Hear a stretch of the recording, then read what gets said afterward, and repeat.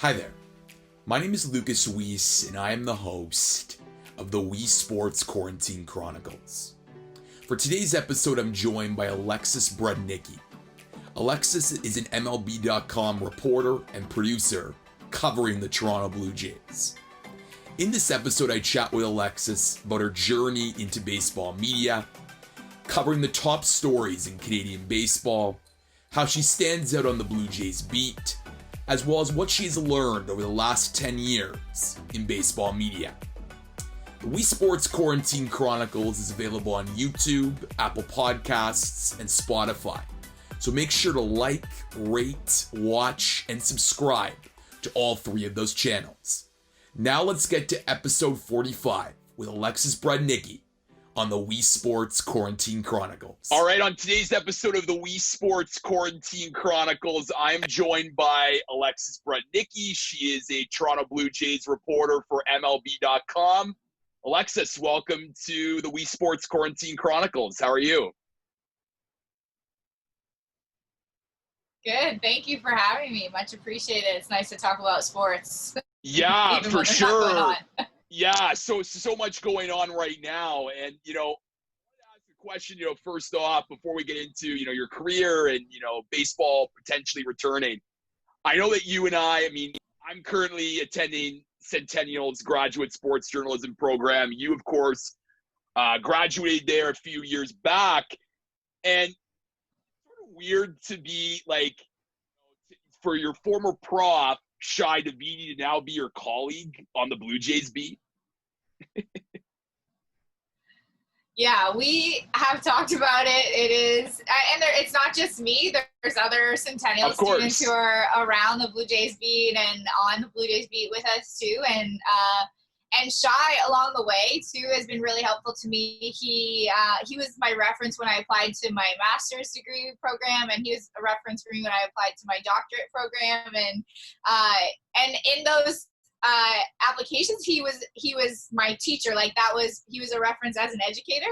And then later, we're just working side by side. We're colleagues, and it is really cool. It's, for me, it's probably weirder for him, but it's really fun and nice to kind of know that, this is a guy that I look up to still, but I really did obviously 10 years ago when I was in the program. And so it's cool to kind of be in and around him and what he does in his process kind of day after day, and a little bit more than what I saw as a student.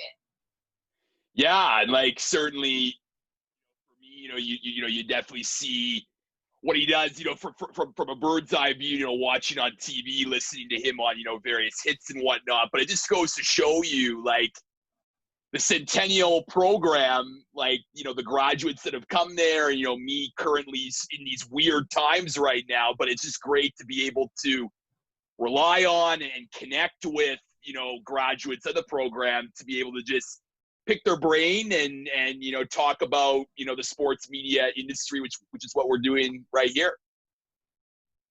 Yeah, I will say too, Shai was not yet with Sportsnet when he was my teacher. He was still with Canadian Press, and he had just gone to the 2010 Olympics in Vancouver, and he was starting. He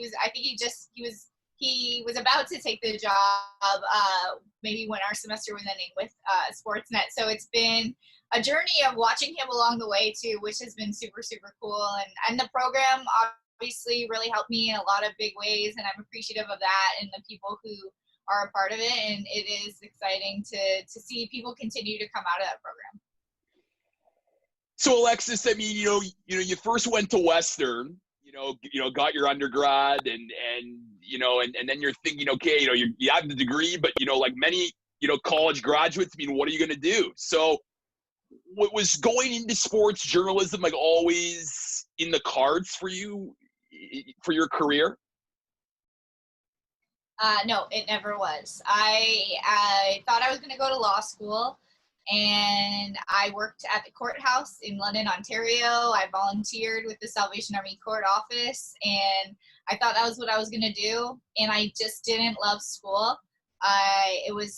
University wasn't my greatest period of learning, I guess I'll say. And So 3 more years of that at that time didn't seem super appealing to me, and I just didn't know if I wanted to do it, and I decided ultimately that maybe I didn't, and my mom was kind of like, well, you can't do nothing. So I looked, and some of my classmates will remember that I gave a really bad impression when I first started at Centennial, because everyone was getting up and introducing themselves and saying, you know, I've watched, I want to be Jennifer Hedger. I've watched this Jack Armstrong for this many years, and I want to be this person, and I love this person, and I've been such a big fan, and you know, that's what I want to do, and I want to get into this. And I was kind of like, I wanted to go to law school, and then I Googled 1-year graduate programs because I also just didn't love school,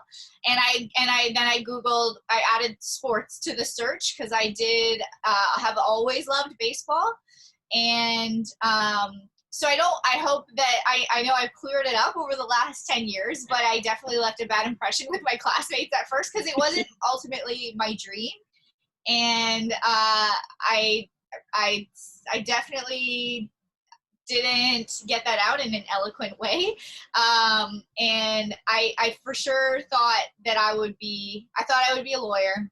And then when I went to Centennial, I also panicked at first because I felt like everybody who had done an undergraduate degree, mine was in criminology, and theirs were in journalism or in some kind of writing or English or history, where I felt like there was a better background for what we were getting into. And I didn't have that, and I didn't have the ingrained love of all sports. It was just baseball for me. So I felt like I was very much behind the 8 ball, and I was panicking. And that was kind of why I told everybody that wasn't my dream, because I was like, I'm not gonna do well here with all these impressive people and with all these people who know everything about every sport, and I just knew baseball. I wasn't coming in here with rugby stats to back up my knowledge, or cricket, or I mean even golf, or really even hockey or basketball. Like baseball was my number one always, and I struggled a little bit with that, but ultimately I did get hired by the Blue Jays while I was in the program as a seasonal worker. So it worked out, but I did not get off to a very good start, and that was all of my own doing. Well, you certainly turned out okay, Alexis. So I mean, you know, and you've done a lot of really, you know, unique things, especially in baseball. And I go back to that, just like focusing on one sport, because there's sort of two trains of thought. Like, you know, there's one train of thought that says, you know, generalize, you know, dabble in this sport, that sport, that sport. But eventually you're going to have to get paid to specialize in something. And I think like the fact that, you know, you were, you know, so committed, so passionate about baseball, you know, probably allowed you to, you know, down the road just stand out because you're so focused on that one sport that you can then cultivate that space and just develop your journalistic skills covering the sport that you really love. It was definitely helpful in that I had no real backup plan. So it was, I either had to make it work or I had to figure something else out. And I didn't want to figure something else out. And I just really had nothing to fall back on, which is nerve-wracking. And it was also frustrating, I know, for some of even for teachers like Shai, or for the program director, for Malcolm. I know I was very, I don't want to say pushy, but I was quite stubborn in that I just wanted to know baseball. I know when I was in the program, we had quizzes every week. We had quizzes on sports and quizzes on news. Yep. And I failed probably every single one of those that existed in space and time. I couldn't bring myself to love everything. And if I didn't love it, I just couldn't bring myself to know everything about it. I have, obviously, there's been a lot of evolution in my understanding of how important news is, particularly in this time and over the last 10 years. But yeah, I can't say I found those things particularly interesting then. And so I was incredibly stubborn. Even our internships that we did with the program were at the end of the calendar year, and that's not a prime time for baseball. And I was struggling to find a space to intern and that would be meaningful to me. I didn't want to just do a hockey internship because there are way more of those opportunities. And I also didn't want to take away an opportunity for a hockey internship for someone who actually wanted it. That didn't make sense to me either. And thankfully, I did have help from program director Malcolm Kelly, who suggested Baseball America magazine, and that was one of the best things I've ever done, ever. I learned so much. I had such an amazing experience. I realized how little I really knew about something I thought I knew a lot about. And it was super eye-opening for me, and I still love those guys at Baseball America. They still help me all the time in so many ways. And so I think being stubborn worked out in the end. I don't think I would suggest it to everybody and say that's going to work for everybody the same way, but it did work for me, just sticking to baseball and knowing that that was something that I just love so much. I didn't want to not be a part of it. Well, you talk about Baseball America, and you wrote a great piece recently on MLB.com about John Manuel, who's now a Minnesota Twins scout, but, who gave you that opportunity there. And I think it just speaks to the way this industry works. It's all about the people that give you those first opportunities. And I know that, for me, I got, I've been contributing for the Canadian Baseball Network, which you contributed for many years with, and Bob Elliott, the editor-in-chief there, gave me a chance to write for them and to hone those skills and to really ensure that I could fulfill my passion for baseball. So I guess, my question is, how important were, the various stops along the way, like those people to just give you those opportunities to, learn as well as write really compelling stories on baseball? It is everything. I feel ashamed that I haven't mentioned Bob Elliott's name yet because he has been such a huge driver of my success and a mentor for me along the way. John Manuel as well. I was so privileged to get to write about him, especially 10 years after he did give me that first internship. I do think a lot of it is there are not going to be opportunities that everyone's going to present to you, and you do have to create your own opportunities. And I do think that even with Bob gave me a platform to do that, and I was able to kind of take that and run with it, which is something he allowed me to do. And John has just been such a sounding board for me. And especially with now that he's in scouting, I have such an interest in scouting that's super helpful too. Guys that I worked with at Baseball America, over time, I kept going back there, but guys that I met over time, they now work in various roles in front offices or in scouting, and they've been super helpful to me and very supportive of me. And as a female, especially in a male-dominated industry, meeting those people early and getting to know them early and understanding that there are great people, because along the way I've met a lot of people who are the opposite. But having them and knowing that was there and knowing that they were there and who they were to me has really helped me along the way through some of the more difficult times too, understanding that someone supported me and someone believed in me. And thankfully I had multiple people along the way who did that. But I really, when times got tough, those were the things that I went back to. And I think that's the way for me that they have been the most important. They've been important in so many ways, giving me opportunities to do different things, but just knowing that I have them in my life and in my career honestly has been the biggest thing in helping me survive the industry. Yeah, I mean, a lot of people who I've had on this show, I've had mentors to them, and it's just so important, for a variety of different reasons, whether it's learning knowledge, but just being there to just pick their brain on various rules and trade, trends of the trade. I think they definitely can be very impactful for you. And you mentioned, Alexis, about, your interest in scouting and as well, you've written a lot of pieces throughout your career about prospects and Canadian baseball players. And I mean, that's a space that, of course, the Canadian Baseball Network does a great job, but, you wish that there was more attention granted and delivered to those prospects because, you look at a sport like hockey, it's talked about all the time. hockey prospects, Canadian prospects, but you just wish that, more attention was paid to, obviously, baseball prospects, particularly those in Canada, given our history with baseball. So I'm just curious, was that sort of an angle that you wanted to approach as a writer to sort of break away from the pack and make you stand out as a baseball reporter, to spotlight those prospect stories or scouts?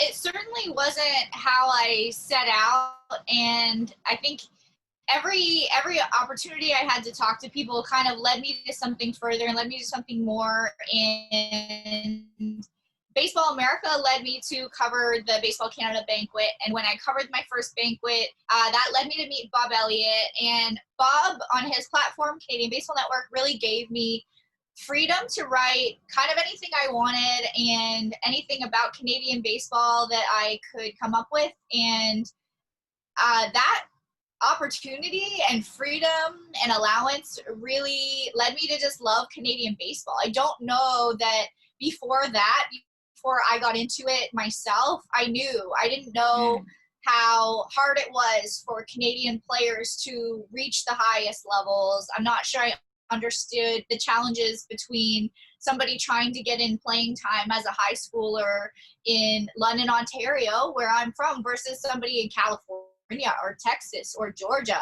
or Florida. And it's not the same, and I don't think I truly understood that. Obviously, when I went to Baseball America, I don't even think I understood. I didn't understand the amateur game as it is in the States, how it is in NCAA, how it is in high school, travel ball, which has evolved as well over the last 10 years since I was there. But I didn't truly understand it, and once I did, I developed this love for it and this passion for it. And I realized the other people who are involved are so passionate about it, because you have to be, in order to keep that drive, to keep wanting to go and keep wanting to get further along. And then I was introduced to Team Canada and the junior national team led by Greg Hamilton, the senior national team put together also by Greg and led by Ernie Witt, and the women's national team especially.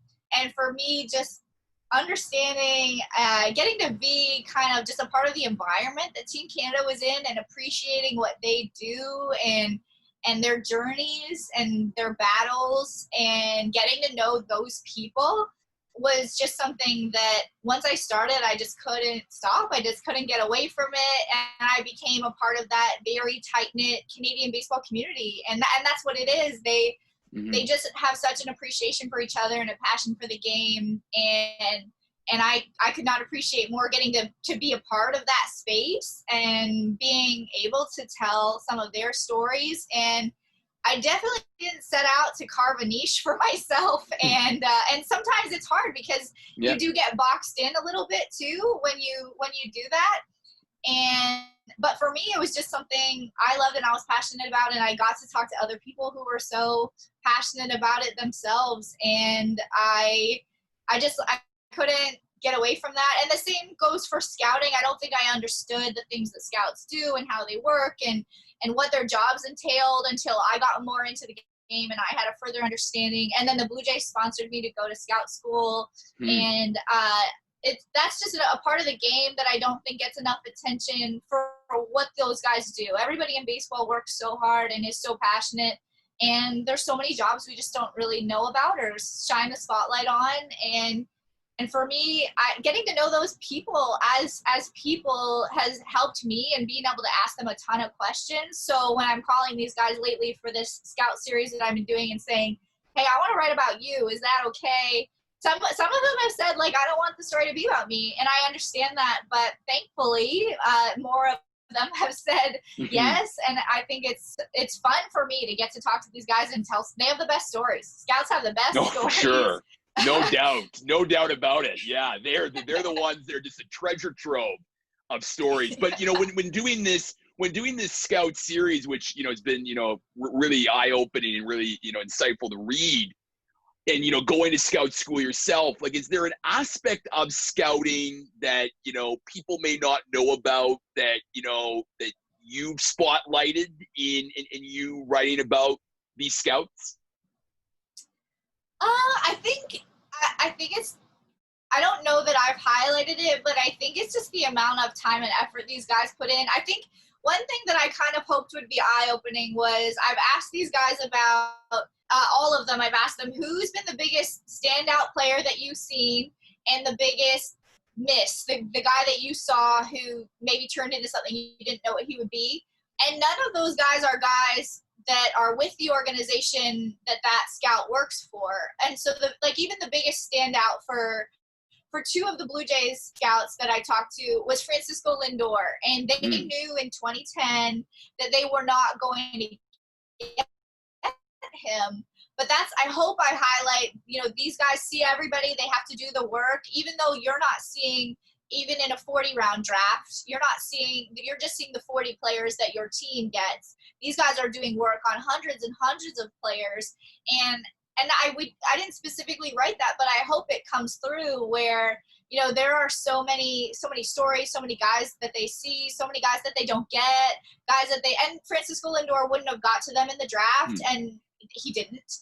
But, that's the guy that still stands out the most to them, and that's the work that they have to put in day after day for players they know they're not going to get, for players that they're just hoping they're going to get, for players maybe that they believe in, that maybe somebody above them in the organization doesn't, or somebody above them wants but they don't. And there's just there's so much work done, and it doesn't often come to fruition. If you're an amateur scout, you do or a pro scout, you do hundreds of reports, but how many of your guys get to the big leagues? It's like, that's what scouting is, and it's got to be hard.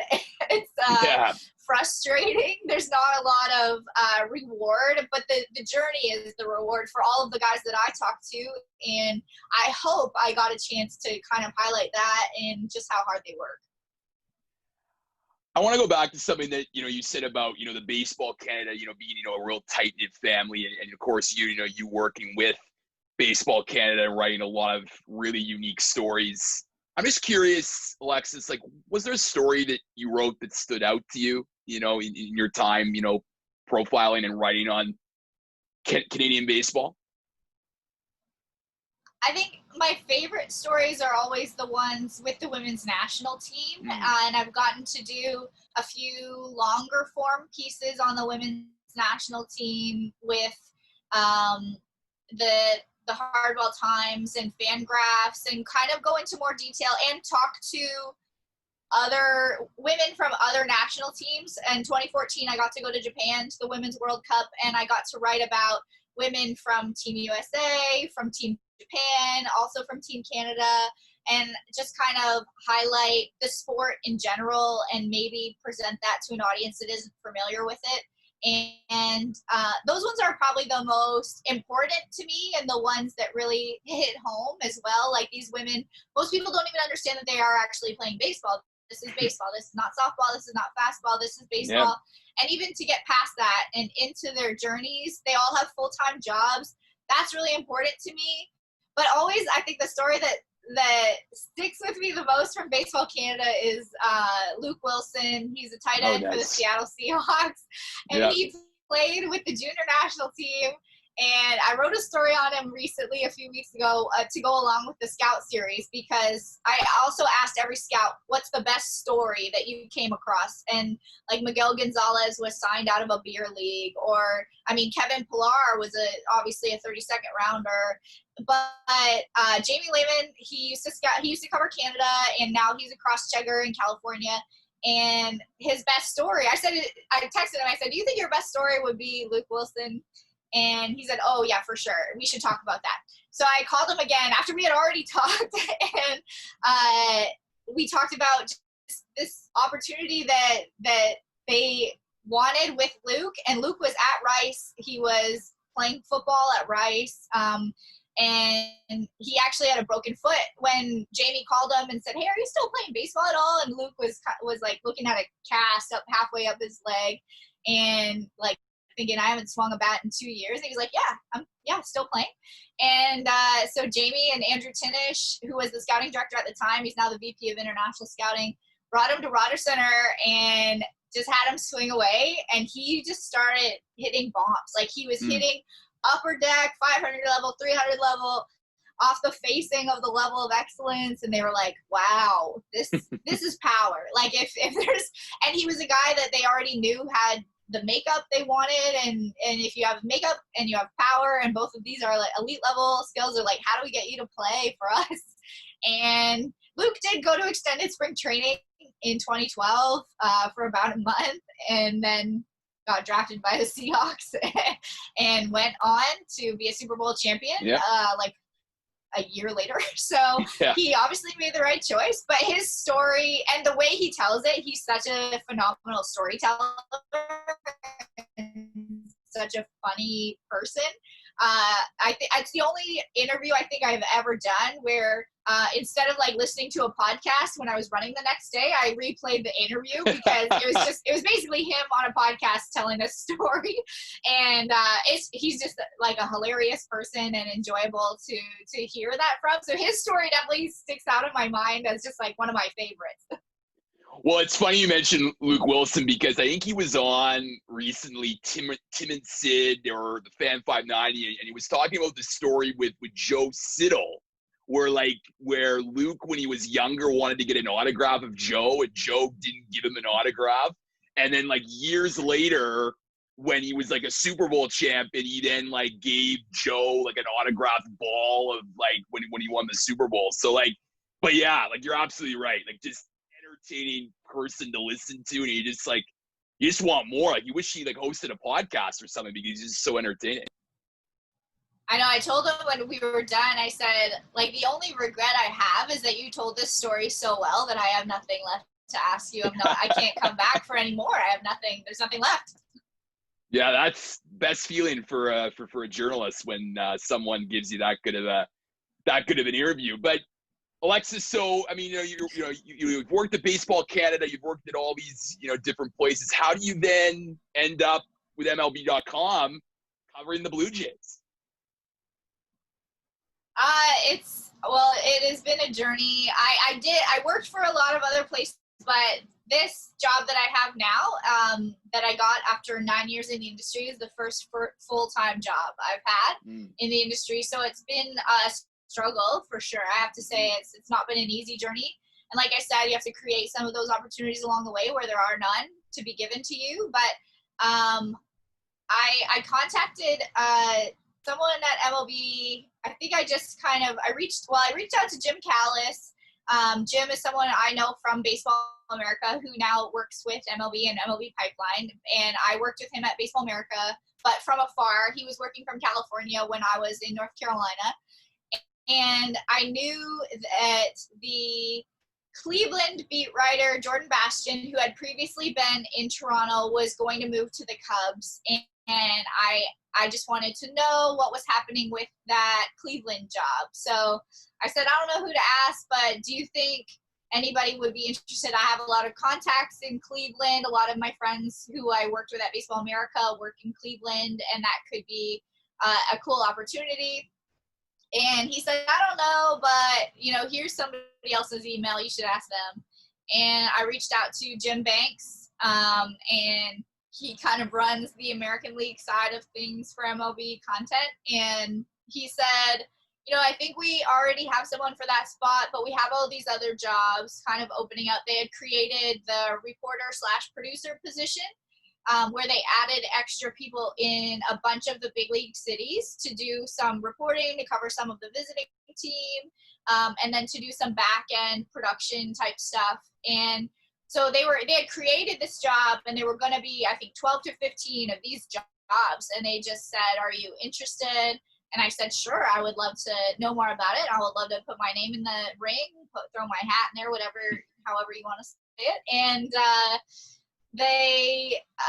so I did end up getting that job. And then when I started, Gregor Chisholm was on the beat with the Blue Jays, and he left like a month into the season to go to the Star. So then I kind of moved on to more of the beat side of things. And then partway through the season, I was joined by Keegan Matheson, and we became kind of a co-beat situation, and still covered some of the visiting teams. So that was cool too. It's nice to be at the ballpark all the time, but not have to bother the same people all the time. Yeah. So that was that was advantageous. The guys would see me putting in time and work, but I wouldn't have to bother them every day. So I'm sure we all appreciated that as a whole. But that kind of came just from me reaching out and asking what was going on. And they happened to be creating new jobs at that time. So it was just a really, I think, good timing, and obviously timing is everything. Yep. And I had a lot of the qualifications they were looking for, so it worked out for me. And over time, that job has evolved obviously a little bit. And during this hiatus, I've been able to do a lot more with MLB Pipeline, and I've really appreciated that opportunity. So it's been a good journey. Yeah, and I want to follow up on, the journey in a bit, but, just to talk about just covering the Jays, because, everyone who follows baseball knows it's a 162 game grind, and it's quite an adventure, compared, other sports. It's just quite, a long marathon of a season. And I'm just curious for you, being, so new to the beat, was it, was there a big learning curve to be able to work a clubhouse, interact with relationships, or did your work in baseball beforehand prepare you for this moment?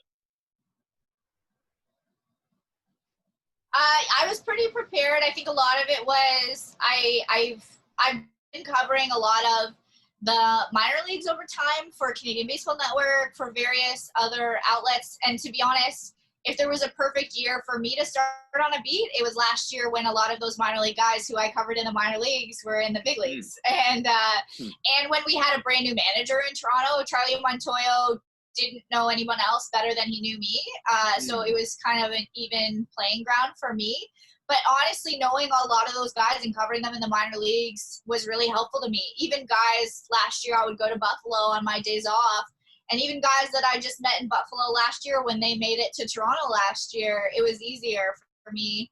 And I've been in done a lot of the reporting clubhouse stuff before. And that daily grind didn't really bother me because I worked for the Blue Jays before in the control room. And I think over 8 seasons, I might have missed a couple home games. And so I knew I guess that all blended together, and it was kind of a nice cohesive understanding. And the season honestly really flew by. So I had experience doing that, just not the same thing every day. And doing that was a bit of a learning curve for sure. You do have to come up with new things every day, day after day, even when the team is doing the same thing day after day, especially when it's not fun. A great season. Yeah. Yeah. But Alexis, I mean, you talked, this is now your second season, and of course, no one could have predicted, what would transpire in March with the pandemic. And you talked about how, you're finding unique, creative ways to create new content. But my question is just sort of, the challenges now for reporters, especially if baseball does, start their season. How are you going to embrace that challenge? Because it just is, with Zoom calls and not being live there in person, it'll present some unique hurdles that are going to need to be overcome. Yeah, I'm not 100% sure what that's going to look like, but we're all going to be fighting some of the same battles, and it's going to be especially important to come up with ways to gather unique content and have ideas and present those in different ways to people, because especially if we're all just doing a Zoom call with somebody, with the same people every day, none of us is going to be able to get maybe additional information. For me, every day last year, pretty much, as the catchers could probably tell you that they were annoyed with me maybe, but every day when we would talk to the pitchers after the game as a group, I would go to the catchers and I would try and get some different information. And we would talk about pitch selection, and we would talk about their pitch usage and the breakdown. And that was something that really helped me in my writing, in my understanding, in my game stories. And that's not the kind of thing that you're going to be able to do this year. That's the kind of thing that's going to be really, really hard to do, is to provide additional context, and to find ways to do that is going to be challenging. That's going to be the biggest challenge, is to present information to people that they can't get on their own, and it was easier to do before. And I hope that we can all find ways to do that, and I hope that the people on the other end are willing to do that too. It's a lot easier for me to go to Danny Jansen in the clubhouse after the game and ask about pitch usage, especially when he got used to it after a while. But I can't call Danny after every game now. Like we're gonna have to figure out new ways of presenting information and helping to what's happening.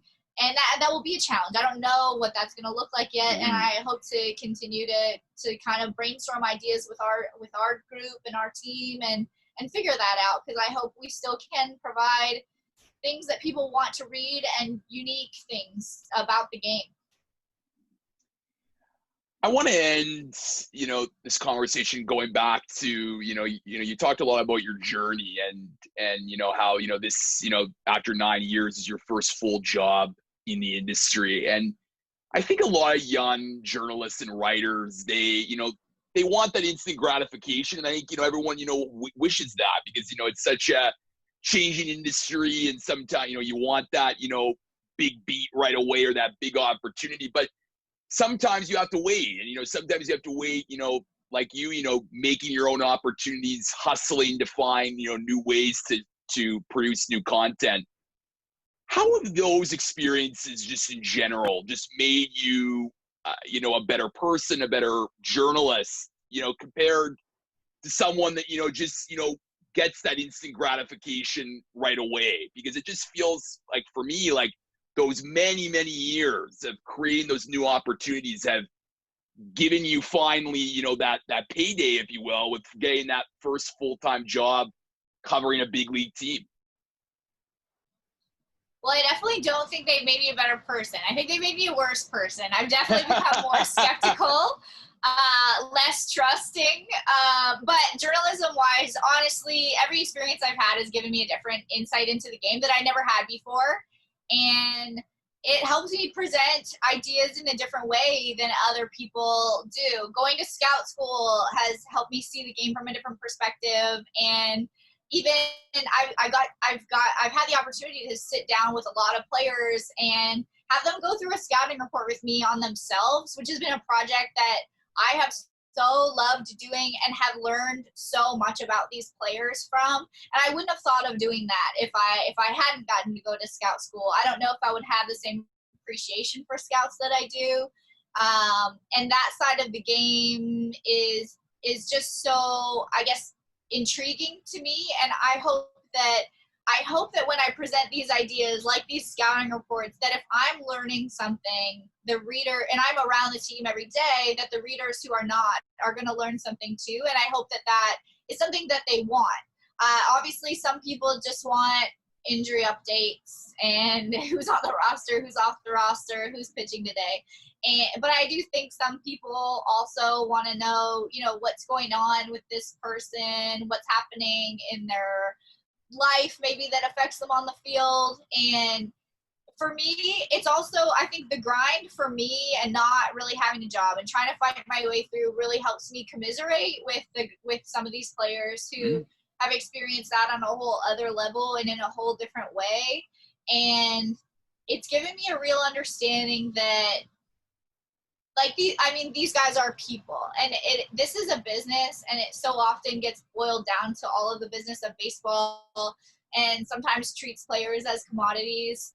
But my experiences have really helped me understand the human element a little bit more, which makes my reporting honestly a lot easier, because if a guy